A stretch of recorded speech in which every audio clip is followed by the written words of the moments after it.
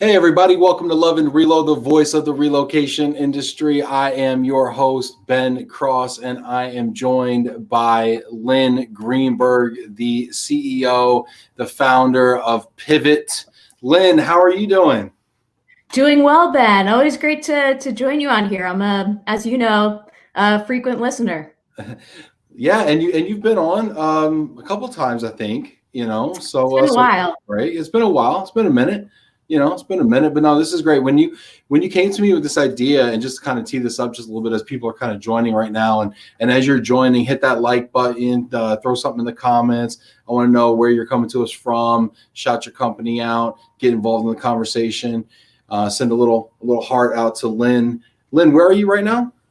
I'm in New York City. Okay, NYC. Whereabouts? I'm in Gramercy. Nice. Okay. So near Union Square. Okay.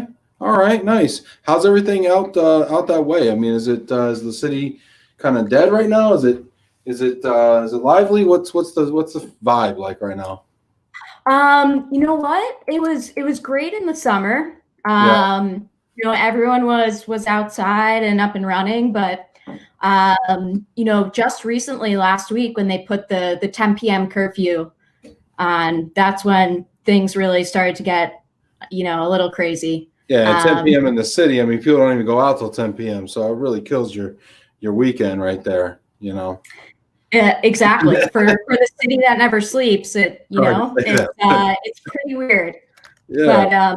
But I think everyone's just kind of holding their breath with the holidays to come up, and being extra careful. You should see the lines that like the city MDs to get tested every day. They're next level.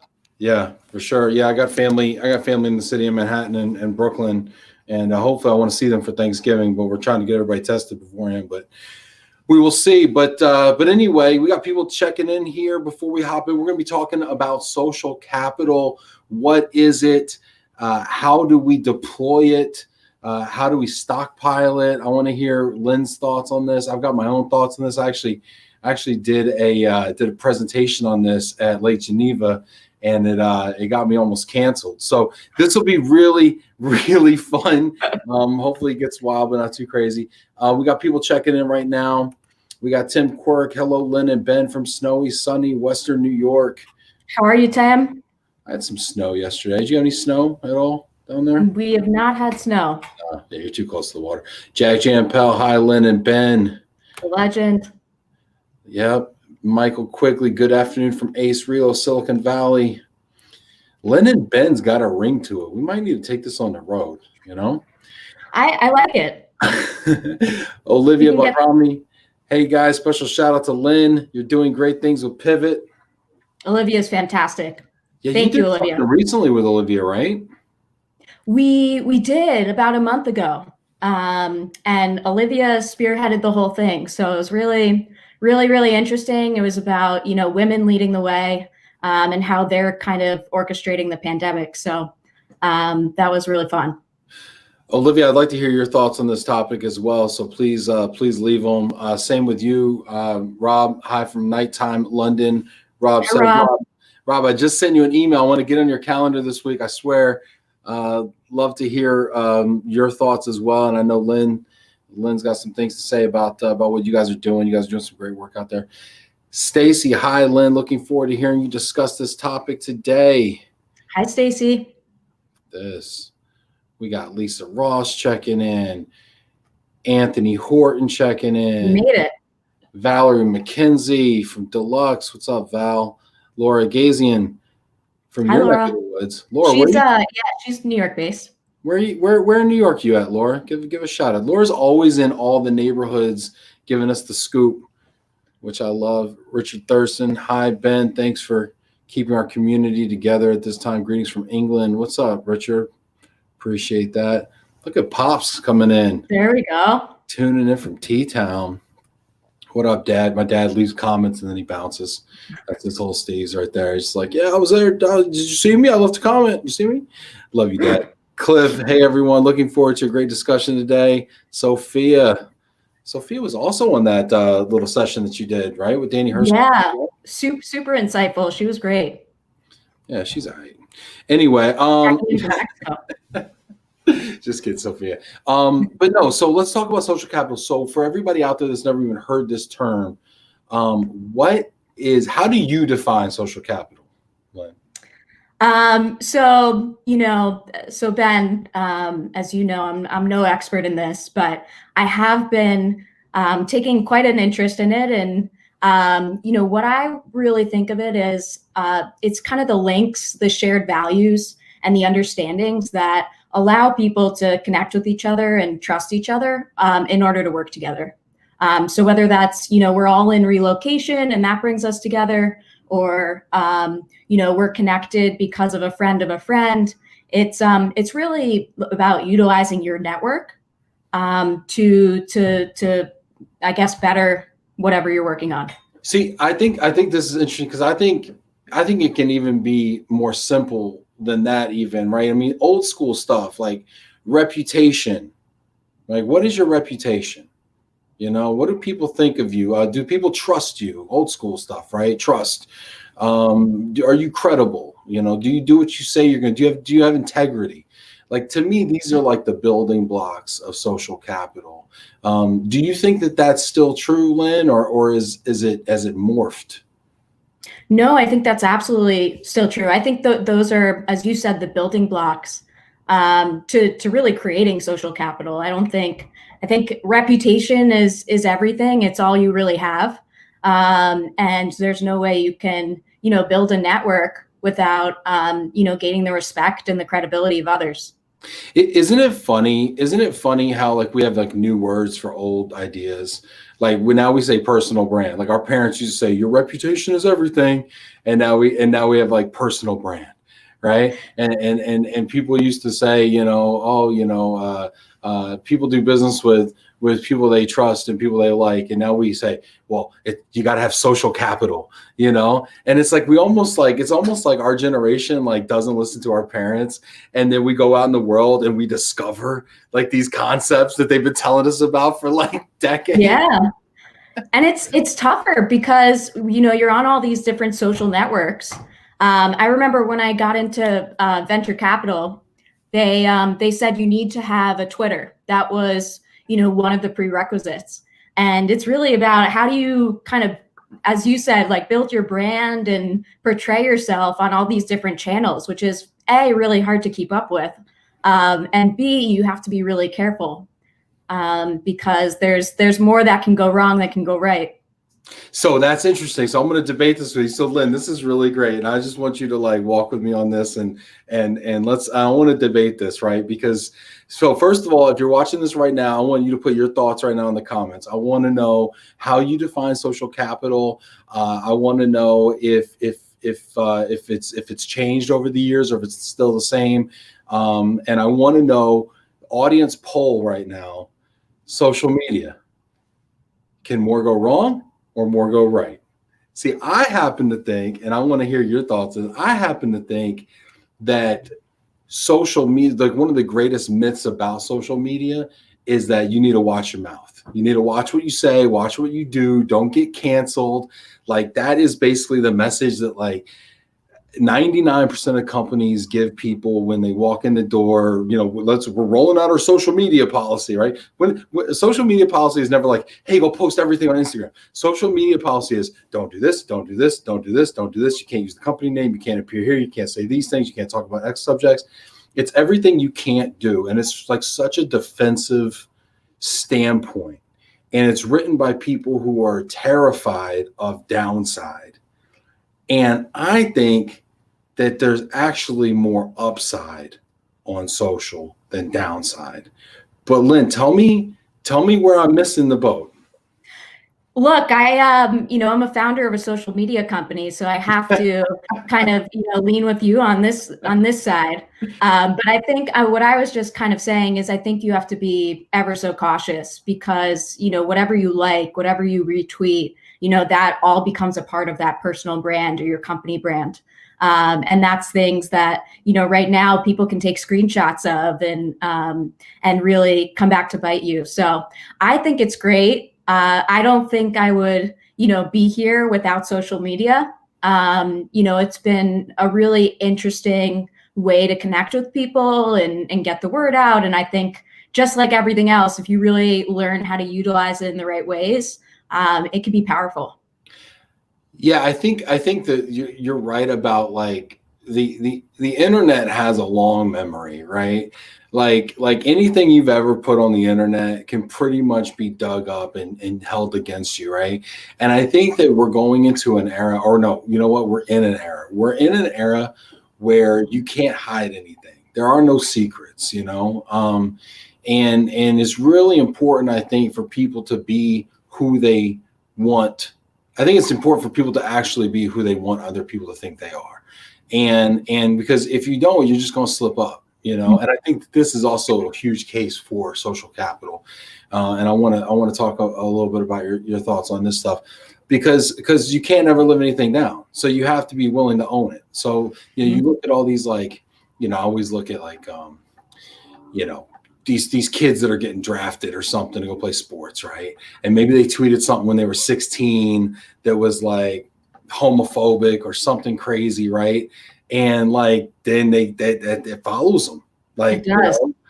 and sometimes it changes the rest of their life, Exactly. And it's almost scary to be giving kids this power to wreck their entire life when they're like 13 and give them a smartphone. It's like, what are we thinking as parents right now? What are your thoughts on that?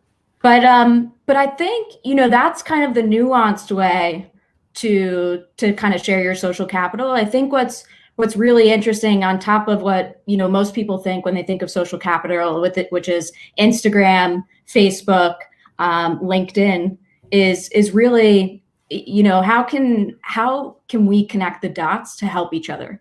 And I think really that's the crux of what social capital is kind of recognizing we all have so many connections. We all have so much potential that we can give each other.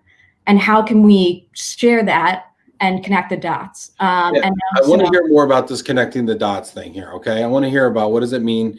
What does it mean to connect the dots? We've got people tuning in right now. Danny Herskowitz, hi from Elliott Scott. Looking forward to a great discussion. We're going to talk about connecting the dots. Ben Sukia, hey, from London. What's up, Ben? Laura, let me know she's in Flushing, but her feet are in the streets. What up, Laura? I love even like the older people in New York City are like kind of tough. They're just like, yo, I'm in these streets. What up? See me. Laura's the toughest. I love it, Laura. I love you so much. I love it. Keep that IG hot too. So tell me about connecting the dots, Lynn. What does that mean?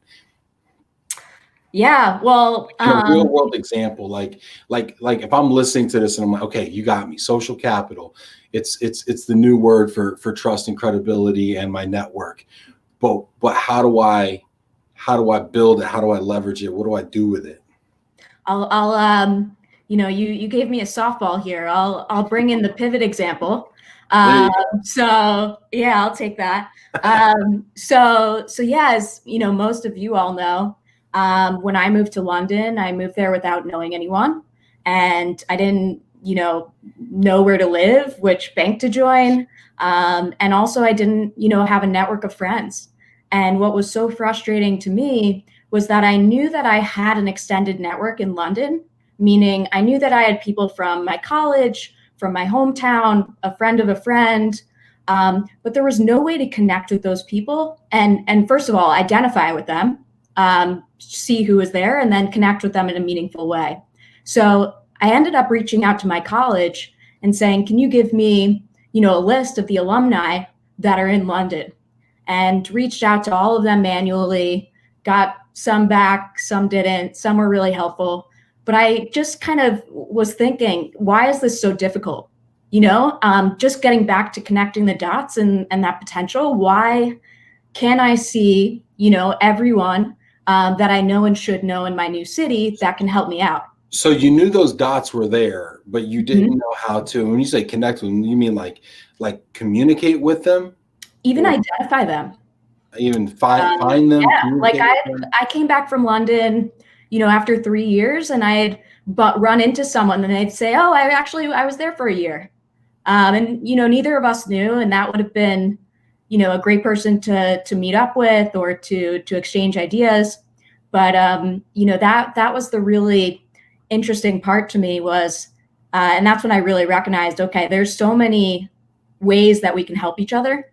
How can we connect the dots, and how can we be helpful with this? And so in that situation, like, you knew they were there. Like, how did you know? I guess when I think about this, right? If I'm faced with this type of problem, and I know that they're there somehow, like, I'm gonna hit them up on Facebook, or I'm gonna hit them up on LinkedIn. I'm gonna connect with them and be like, hey, want to meet at the pub for a drink, or something like that. But obviously those tools weren't sufficient for you. So what was lacking in that equation?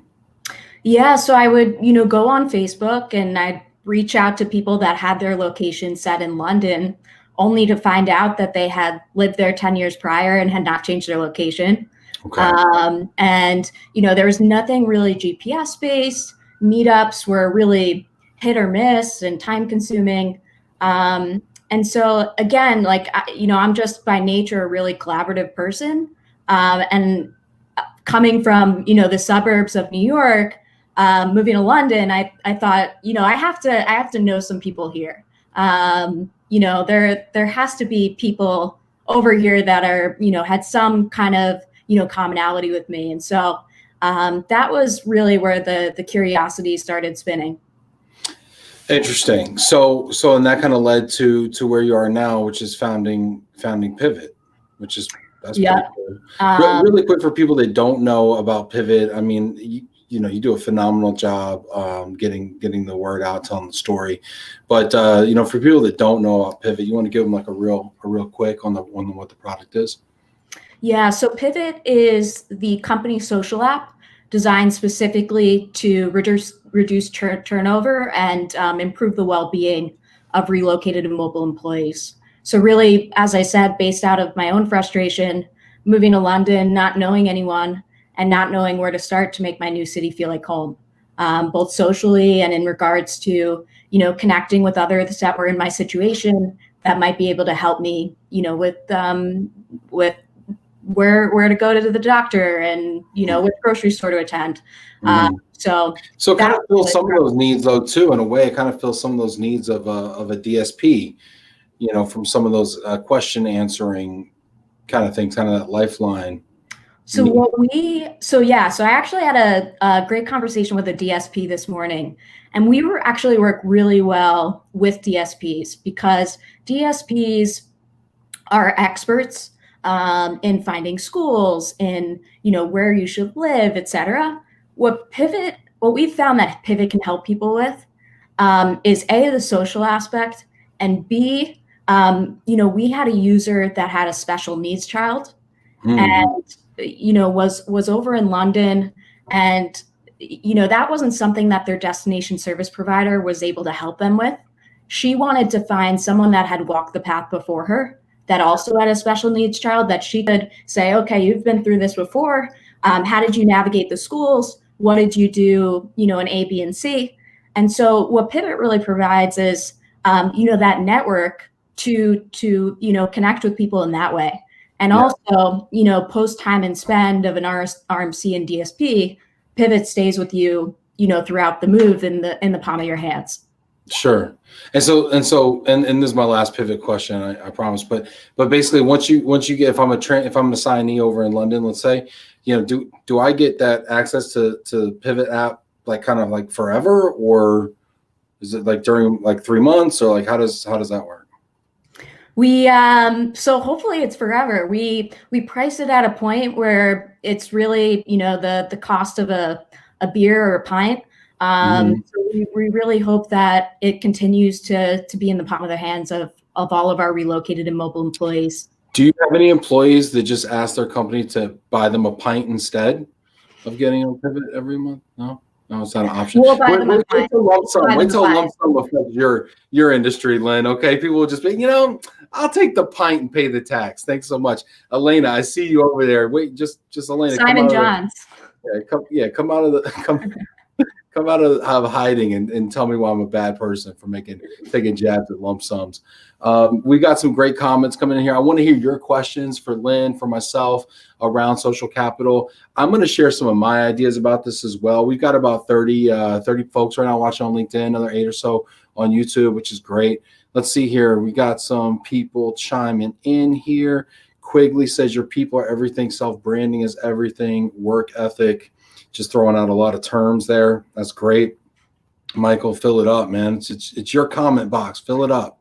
Love you, man. Tim Quirk, any press is good press. Social media, more can go right. Interesting, Tim. I think you might be the exception to that rule. Michael Quigley, Ben drops F-bombs and has a huge social following. Bravo for being who you are. Okay, Mike, you opened the can of worms. So here we go. So it's funny, Lynn, that when you said, hey, Ben, I want to talk about social capital, I'm like, it brought back some trauma. Okay. It brought back a little bit of trauma because I too like to talk about social capital. I too am passionate about this. I've got a lot of thoughts about this. Ben Heller, our mutual friend Ben Heller, invited me to do a Great Lakes Relocation Conference Ignite session. If you don't know, have you done an Ignite session with Ben Heller? I haven't. Okay. Basically, it's a price point commercial, which he invites you to speak at. So basically, so I got to open up, I was actually the closing act for his price point commercial. And so I'm doing my Ignite session and I decided, I'm the last person out of 10. I want to liven it up. It's right before lunch. I feel like by the time I go on, everybody's going to be checking their email. They're going to they're going to be in their phone. They're going to be mentally thinking about, roast beef or turkey. And I'm like, I need to really bring it. And so it was about social capital and my thoughts on social capital, and which I want to go into. I want to get your thoughts on, but I dropped the F word 5 times in this 5-minute session. Okay. I think 3 times, two were in writing on the PowerPoint deck and 3 were, which is also interesting. Is it like worse to write it or worse to say it? It's like an interesting debate. Anyway, so we did that. And I got great feedback. I got little old ladies were like, if they don't like it, F them, and people were giving me high fives. And then the moderator came up, she's like, I don't even curse, but let's effing go to lunch, or something. Like people were just like emboldened. It was crazy. Like it was like the purge. Like people were just going nuts, That's amazing. And then, but then there was a few people who, like the silent minority, who didn't like it very much at all, and they like the whispers got me, and they were like whispering to people, that's not right, and that's not appropriate, and that's not, this is a professional setting, and blah blah blah, right? And so like it was so funny because the tide had turned pre-lunch at like 11:45. Everybody's like, yeah, high five, F them, like toppling, like flipping cars and burning down the library. And then by like 2 p.m., people were like, Ben, you really got to leave now because it's like the tide of public opinion had turned against me, right? Which is also ironic because I was talking about social capital, right? So I was relying heavily on, so it was like an object lesson in social capital at the same time. And then the next day I got a phone call to go speak at another regional. And then like 3 weeks later, like I got ghosted and they told me it was because there was too much heat from the No way. Yes, I got canceled. That's wild. I got canceled, right? And so my point in saying all that is, and I was just thinking about that today, this morning, as I was thinking about our talk, and I was thinking that was a year and 2 months ago that happened. And my career and my speaking and my social presence and social capital have never been higher. And I think it's just really interesting that you can get canceled and you can come back from that. But I think the key is having the social capital in the bank to totally. I'm a big believer in that. We got some great comments coming in here. I want to talk about what that means in the bank, and I want to hear your thoughts on that. Tim Quirk, Michael Quigley, effing well said. See what happens? One person says it, and then like the dam breaks, and then everybody just starts getting wild. It's great, Michael. Quigley, I think you just figured out the secret. I think Elena's trying to trap Quigley into canceling himself, which is more moves for the rest of us. So go for it, Quigs. Just kidding, buddy. Valerie McKenzie, more good comes out of social media, but you do have to be so careful, especially in today's cancel culture. I avoid posting political and religious topics. That's interesting because I actually kind of go the other way. I kind of put my religion out front. I kind of put my politics out front. I mean, not like I'm not wearing T-shirts and stuff, but I think people know where I stand on things. Let's sit here for a second, Lynn. Let's sit here for a second. What are your thoughts on this right here, on what Valerie says? Political, religious, cancel culture, thoughts? It's a really fine line. So I think, the first thing is, are we talking about your personal brand, or are we talking about representing a company? What's the difference? Well, because if you're representing a company, you need to go along with your mission statement, right? And you really have to make sure that you're representing your entire workforce and your clients and your customers. I think what more and more companies are starting to do is they're starting to take a stand. So Pivt joined this organization with, I think, 400 other organizations around the world, really advocating and promoting people to vote. And so that's not necessarily, one way or another, but I do think that, companies that get out there and really, promote choice and promote them being themselves and do take a stand on certain things is really beneficial. And I think we're seeing that in the social media presence now. So you're saying it's only okay, the thin line. I'm putting you in a corner here, Lynn, too. So just don't hate me. But she says I avoid posting political and religious topics. And you're saying kind of like you have to be in line with what your company's mission is. So if I work for a company that embraces a stance on social change, then it's okay if I come out and say social change is great. But if I work for a company that doesn't say social change is good, then I should not come out and say social change is good. I mean, is that what? It's a really fine line. Depends on what the matter is. Depends on what position you are at your company. Are you the CEO? Are you, an employee? It really. So this is interesting. I'm going to stop you there because somebody had this conversation with me earlier today, and I said, oh, wow, I'm surprised they said that, but I get, but they're the CEO. And one person took that to mean, yeah, they can do whatever they want. And I meant by that, well, but they are one and the same with the company.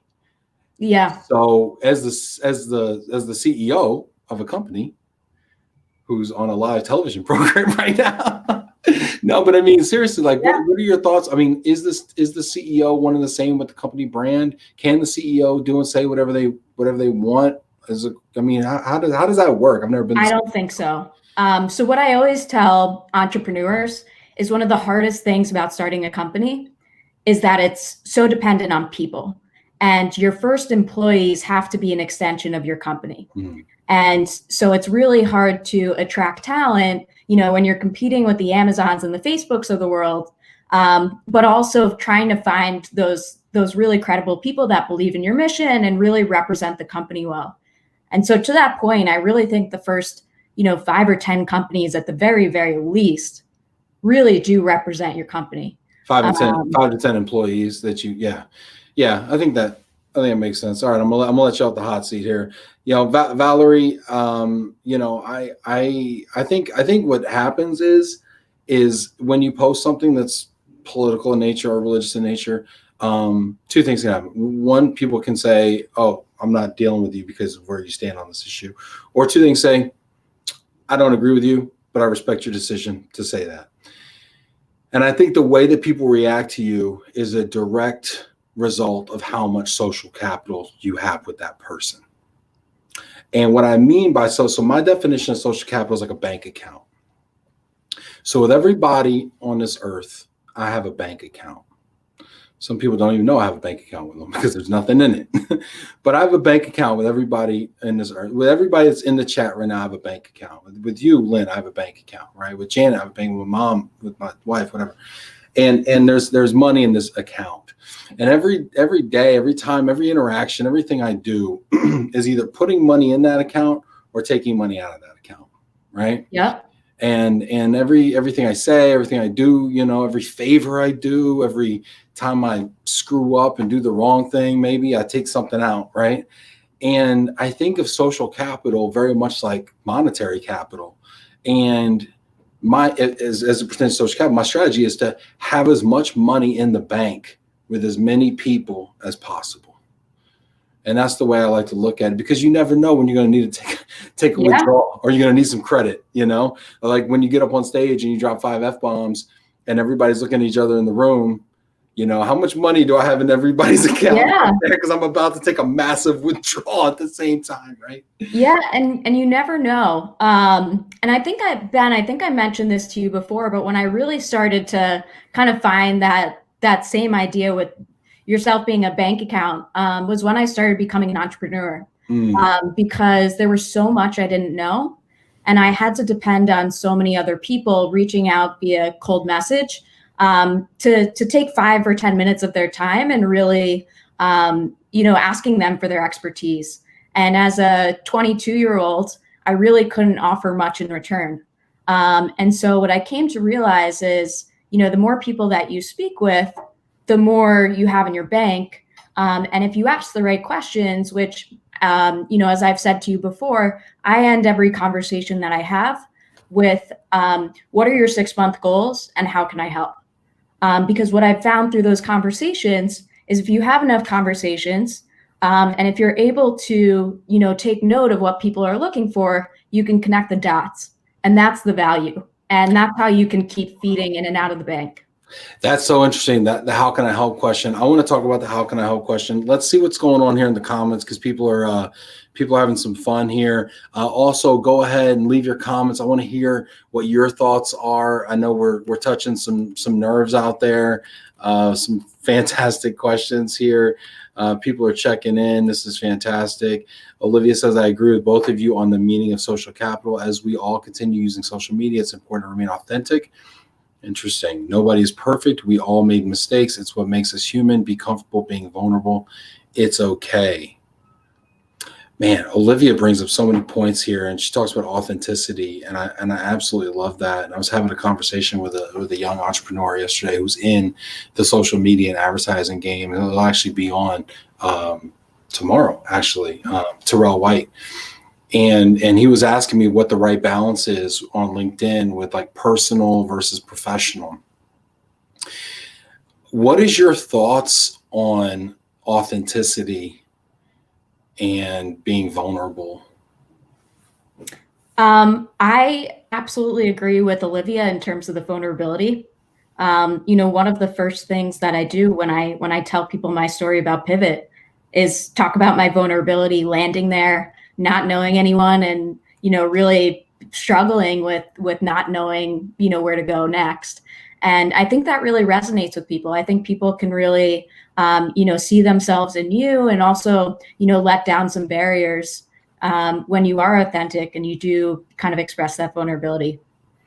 Yeah, I one of the things I liked about your Pivt story the first time you came on was you talked about, social media wasn't cutting it, Facebook, you mentioned Facebook, LinkedIn, and Tinder or something like that, or Bumble or something. And I was like, that's hilarious, because that's real. Like, that is like like that's where people are going, right? To meet people, right?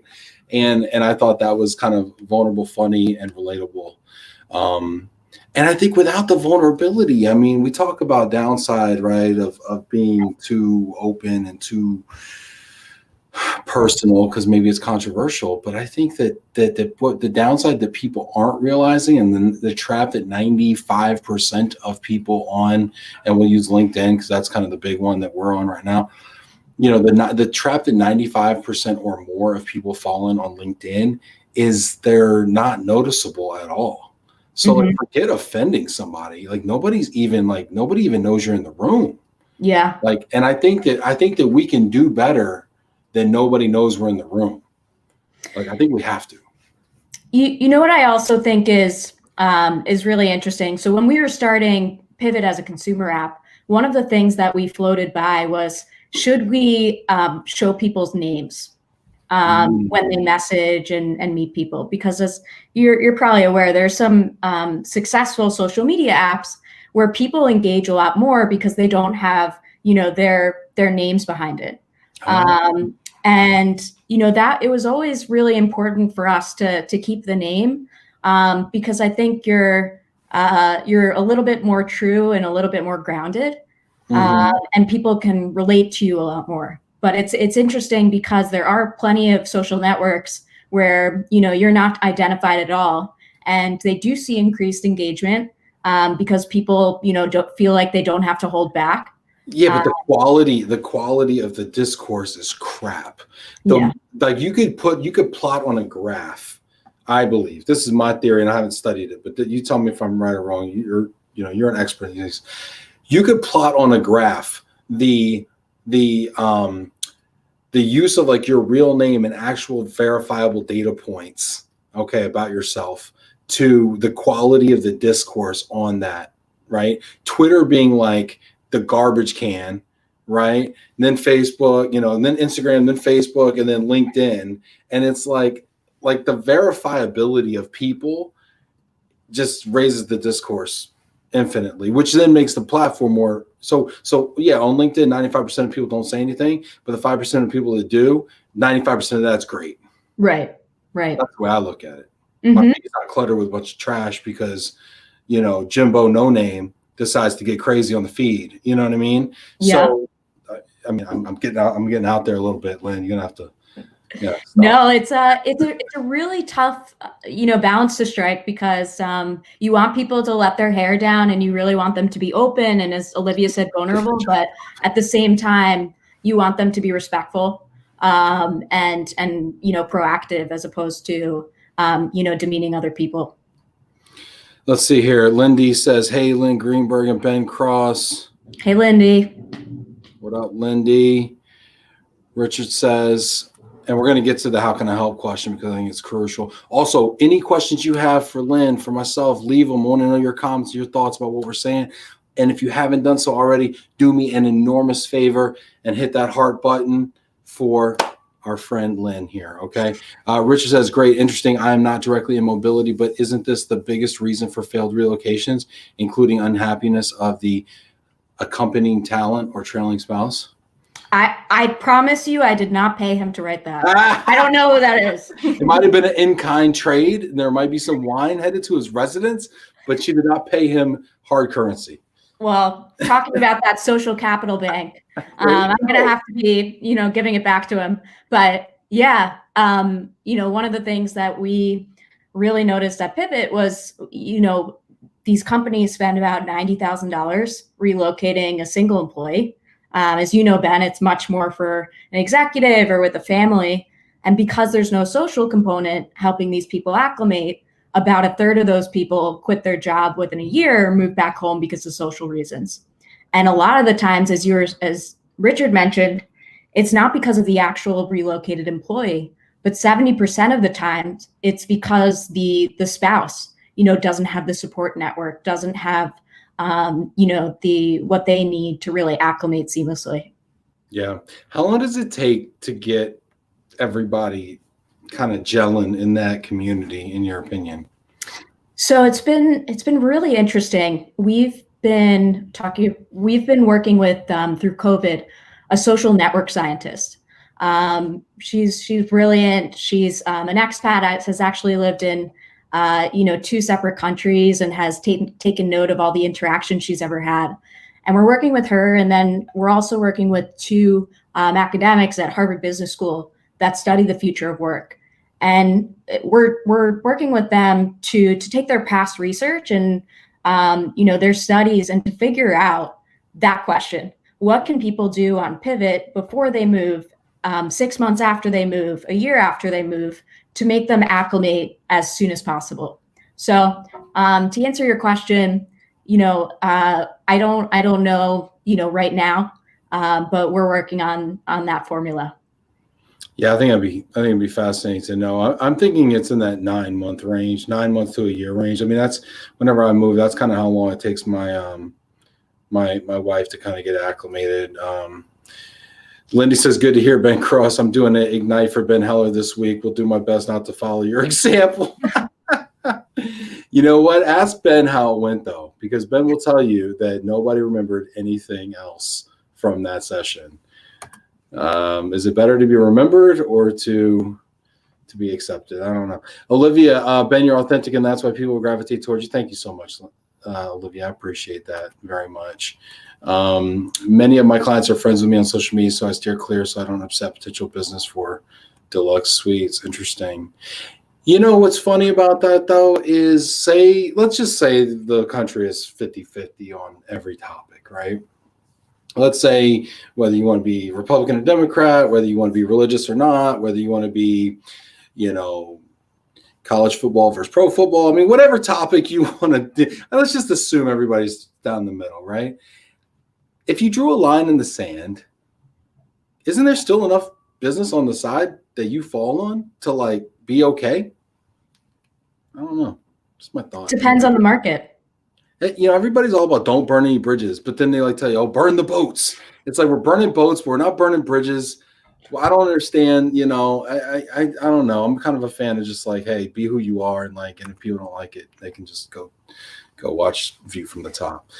Nick says, didn't Tesla bounce back after the smoking incident by Elon Musk? He's still the CEO, and the stock is probably rising again. Hey, it's true. Can you smoke a joint on late night multiple times? He did with Joe Rogan. Didn't he do it with Joe Rogan twice? I don't even know. He can get away with everything. I wonder if but why? Let's unpack this for a second, okay? We've seen in the last 5 years certain people that can get away with anything. Okay. Not to name names, yeah. But why can they get away with anything and other people get canceled? What is it about that dynamic?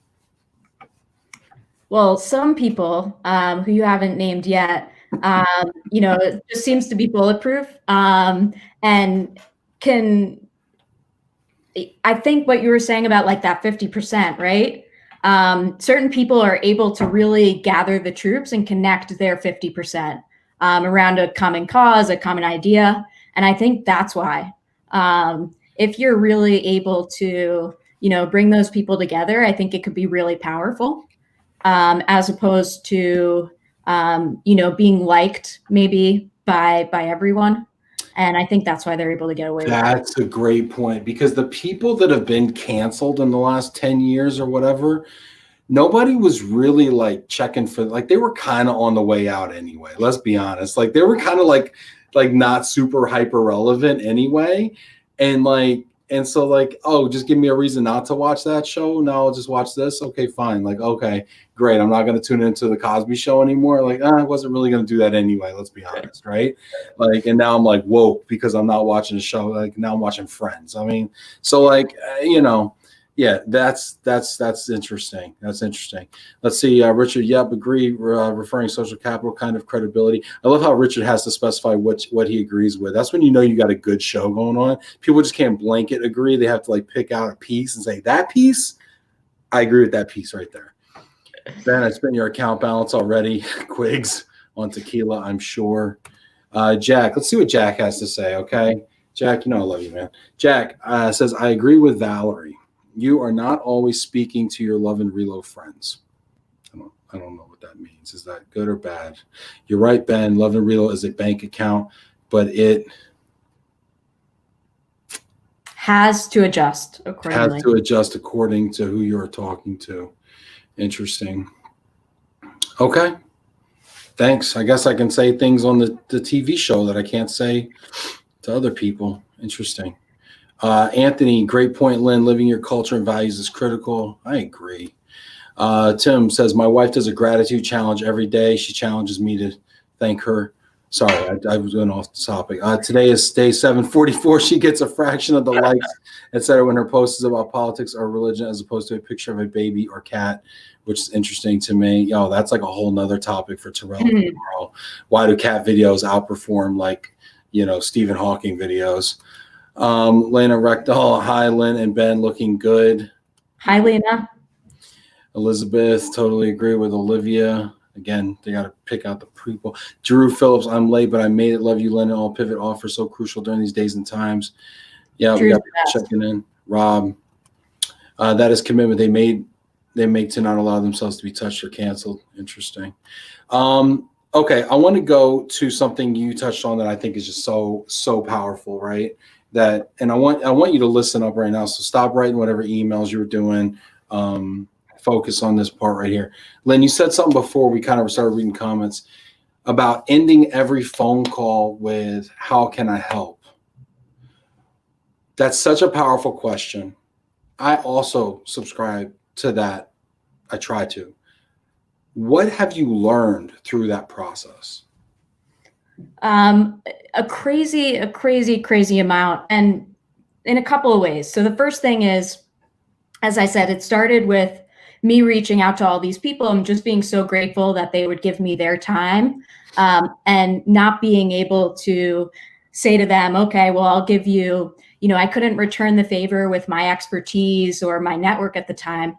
But what I could do is I could say, okay, well, what are you looking for in the next 6 months? And how might I be able to help? And so what I found was, a lot of the times that might be personal, really trying to get my daughter into college. She's looking for X, Y, and Z, or it could be, this is what we're trying to do with our company. I'm looking to hire. And so, really what I found, I was just surprised because I had never asked before. And what I came to realize is there's ways that all of us can help each other. We just have to know the right answers, the right questions to ask. So when I ask this question, 90% of the time I get, I don't know. Like, oh, that's a great question. Gosh, I just don't, like, they're totally unprepared. Do you say, what are your 6-month goals though? That I don't say. That's important. That's an important one. So do you lead with what are your 6-month goals? I always say, what are your 6-month goals? Trying to figure out, if there are ways I can be helpful. I like that. So what are your 6-month goals? Oh, to sign a new client, yeah. Okay. To go to the gym every day. It's a variety of different things. And then, what I found also is that challenges you to speak with more and more people, because the more people you speak to and the more people that you're able to, attain what they're looking for, the more valuable you are to your entire network. So, I'll show you. This was, I don't know if you can see this, but just today, these are all the people I connected this morning. I was going to say, you are a brilliant connector, Lynn. I mean, and that's something, like, you've been in this industry. How long have you been in global mobility, would you say? Over 3 years. Okay.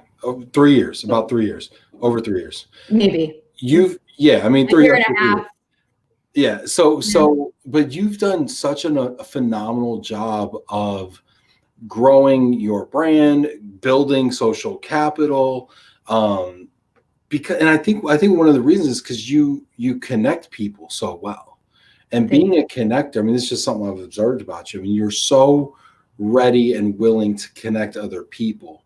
And I think that's probably, honestly, in my opinion, probably the most valuable thing, in my opinion, when I take inventory of my bank account for you, right, is like, Lynn is always down to connect somebody. She never says no. She's just always like, yeah, what do you need?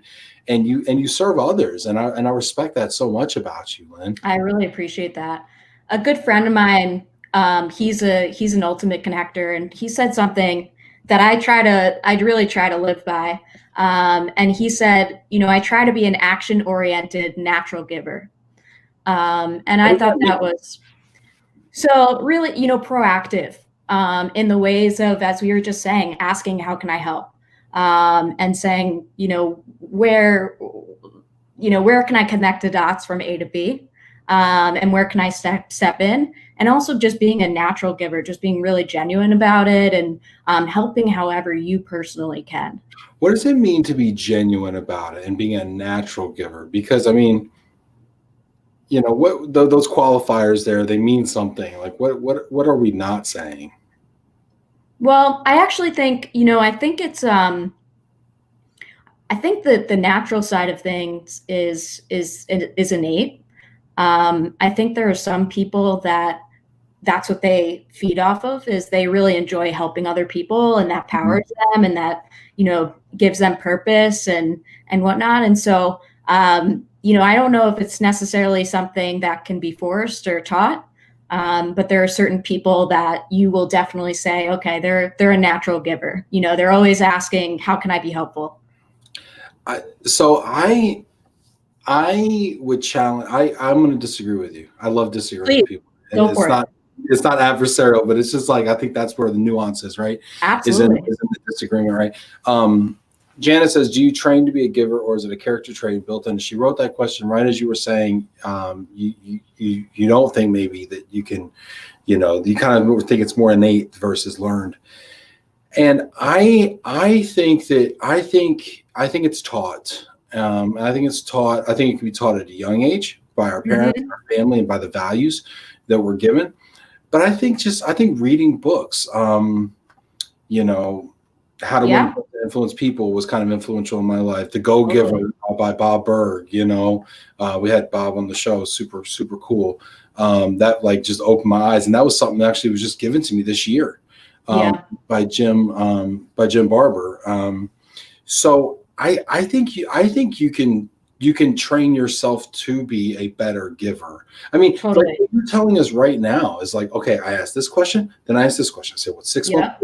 How can I help? Right? Like, frankly, I'm not trained. Like you taught yourself, like, hey, this is my scripting, basically. This is how I'm going to end my calls. This is who I want to be, and this is how I'm going to get there by asking these questions. Yeah, no, you're absolutely right. And I think also, what I love so much about the relocation industry is just the breadth of people that you speak to. And that's opened my eye. First of all, moving to London just opened my eyes to a bunch of different things and ways that I could help people, because I was exposed to new cultures. I was exposed to new types of people, and I was outside of my comfort zone. Being in the relocation space and speaking with people that have all different types of challenges around the world, gives you a little bit of clarity, and also just opens your eyes to, how you can be helpful in different ways. Yeah, I'd love to hear your thoughts about that. If you're watching right now, we've got about 25 people on LinkedIn right now watching. I'd love to hear your thoughts on, is being a giver, is that trained? Is that learned, or is that innate? What are some of the ways that you practice that? I mean, let's put it out there. Let's create a culture of giving. Like, that's been one of the coolest things that I've learned, like from like doing this Love and Reload project, is like, we have an ability to create a culture.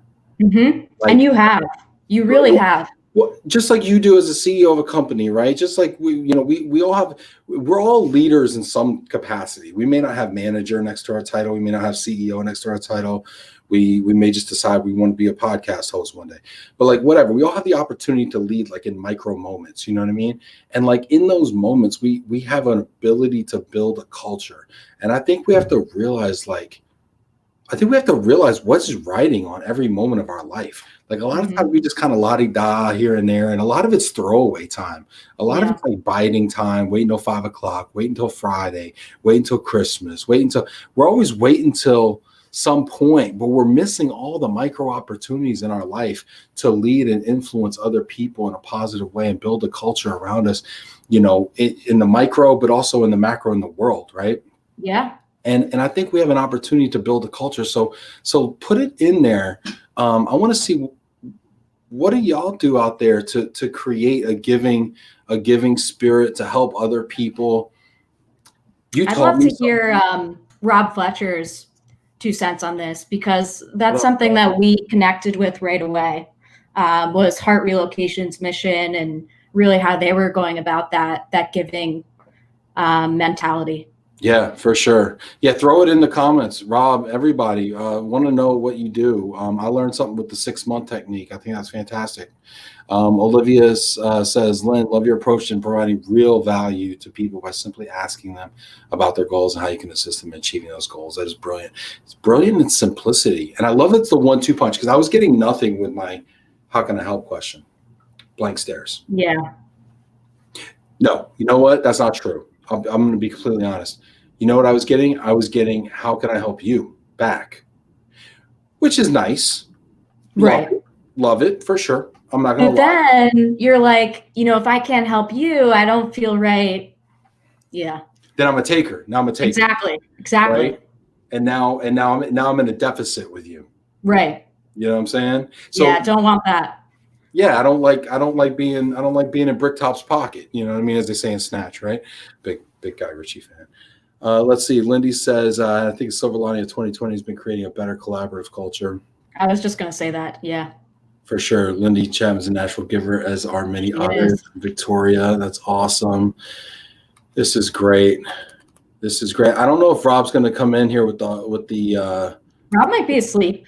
Oh. He might have called it. No, yeah. So tell us about what his company's doing, right now. So one of the things that they spearheaded during the pandemic is it the Finders Keepers LinkedIn group, which is connecting people in the relocation industry with opportunities, and it's really just going about what we were just talking about. How can we help each other?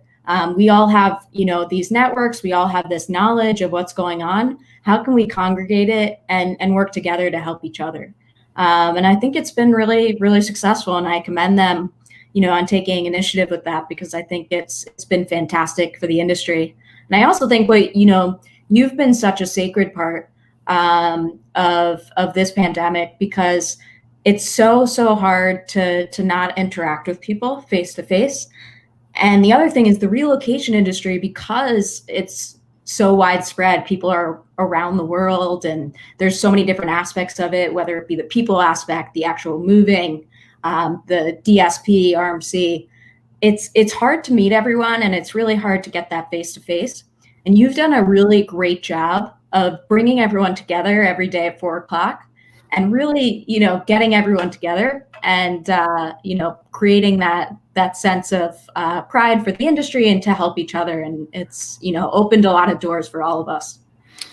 Well, thank you so much, Lynn. One of my favorite parts about doing this, besides getting to meet all these really cool people and discover all these really cool ideas and places vicariously through them, is the fact that the stories you hear about people who get active in the comments, and they start networking in the comment. Like, I'm just seeing like the comments going back and forth, and Lindy and Victoria and Rob and all these people are just chatting away, and it's like they've all kind of become friends. Yeah, it's awesome. Comments, and awesome. Then they start doing business together, and they start referring things, and they meet up, and they fantastic. On Instagram, I see people having a drink or something that didn't know each other, 9 months ago. It's like, it's a great, I try to explain this to my friends, but it's a tough industry to break into. But it is extreme. Once you do break into it, it's like a family. And that's what I really, respect about it. And, you're so right about that, Lynn, though, the tough industry thing. Because I remember when I came into this industry probably 10 years ago, maybe 9, whatever. I felt the same way, right? I go to ERC and I felt like it was very cliquish. I felt like there was kind of the old guard that kind of controlled everything, and they got to sit on all the panels, and they kind of went in their little cliques, and they all kind of hung out. It was kind of very closed networks, And one of the things that I wanted to do was I wanted to really kind of democratize the voices in the space and give everybody a voice and everybody a chance at the microphone, and as long as you're adding value, right? It's not like, hey, here's a mic, just come and shill your company for 30 minutes. Because let's be honest, that's not fun for anybody. But if you have a story, if you have a perspective, if you have something that's going to bring value, so if you're a giver, like, here's a mic, whatever you want to say, right? And that was one of the cool things also about this experience, is being able to give people that opportunity, because it was hard. To your point, it was hard getting stage time. It was hard getting Yeah, look at I don't know if Holly's on. She might be sleeping also, but Next Gen GM. I wish that was around when I tried to break into this industry. I think it's fantastic what she's doing. Lindy Chapman, go giver rule number 5. Is that the rule of receptivity? If it is, it's the hardest rule. And it means that we basically, what she's trying to say is we have to receive. So when we ask people what we can do to help them and they say, I don't know, nothing, what can I do to help you? Then we have to actually say something. And then we have to actually allow them to give us something and go into the negative, take out a line of credit with that person, knowing that we're now going to have to just repay that much even more back with interest. And as long as we hold ourselves accountable to that debt, I think it actually does work. Elena, LOVE+RELO is like its own community now, so special thanks, Ben Cross. Thank you, Elena. I appreciate you so much. And you've been a big part of this, Elena, too, in shaping this, because you pointed out some blind spots to me early on, and my first 10 guests, I think 7 of them were old white guys. And Elena's, people were like, WTF? And I'm like, yeah, that's a great point. What the hell? What am I doing? And we had to break it up, And so I appreciate all of you so much. Yeah, this is okay. Cool. Well, we're at our time, but Lynn, I wanted to give you the opportunity to kind of leave us with a final thought. No, I mean, if Pivt can help you, or I'll ask all of you the same question that I asked to everyone. Please reach out. Let me know what your 6-month goals are and how I can help. Either through Pivt or just myself or my network. That's really what it's all about. So I encourage you to do so. And if there's any way that I can help, let me know. But I think the biggest thing is, wishing, the relocation family just a healthy and happy holidays as we approach them next week and the next month. Yeah, for sure. For sure. I'm thinking about my family and whether or not Turkey Day is in question right now in my household. So our thoughts and our hearts are with people as they have to make those kind of decisions about being safe or getting together and how they're going to do that. So our heart goes out to you. This has been wonderful. My favorite quote, I think, which really epitomizes the idea of social capital, is live your life in such a way that if somebody were to say something bad about you, nobody would believe it. I like that. To me, that's the ultimate illustration of social capital, in my opinion. That's good. Hey, thank you, everybody out there. Lynn, this was amazing. I appreciate you so much. It was so good to see you. Fun as always, Ben. We can't keep meeting like this. We got to Zoom or something. We got to hang out again. I know. Once things get a little bit better, we'll have to make my way to Michigan. And thank you so much to everybody who got involved here in the comments. This was fantastic.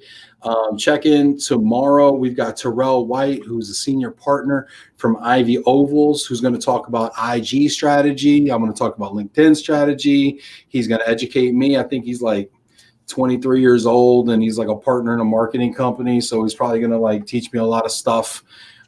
He's also kind of mentored me and I've kind of mentored him. So can't wait to have Terrell on tomorrow.